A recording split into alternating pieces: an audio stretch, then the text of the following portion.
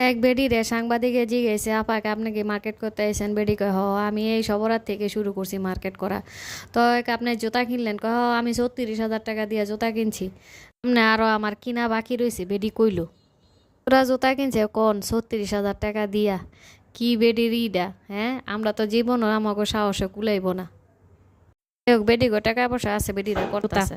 তো এই বেডি যদি ৩৬,০০০, তখন বেডিরে প্রশ্ন করছে তা আপনার হাজবেন্ড কি করে? কয়, আমার হাজবেন্ড ইয়ে থাকে, ফ্রান্সে থাকে।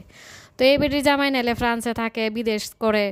তো বেডির জীবন সার্থক, বেডির জামাইয়ের জীবনও সার্থক। মানে বুঝলাম না বেডি কি ভালোই করতেছে না বা খারাপই করতেছে।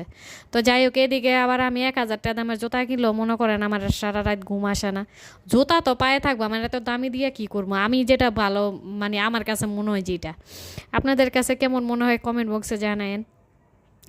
তো যে যার যেমন রুচি, তো আমার মতে কি এতটা অপচয় করাটা ঠিক না। আমি অপচয় কমই করি, এমন তো না যে খালি টাকা থাকলেই অপচয় করতে হইব, দামি এত দামিটা করতে হইব। এ পায়ে তো পড়বো আমার। কথা হইলো যদি আমি আমার পছন্দ হইলেই চলে, যে কমফোর্টেবল হইলেই চলে জুতা, এত দামি পরতে হইব। তো বেডির জামার জীবনও সার্থক, বেডির জীবনও সার্থক।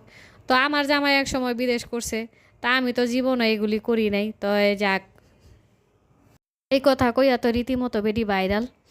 তো জুতা, বেডি তো ভাইরাল হইল হইল, জুতা জুতা দিয়া ভাইরাল হইল।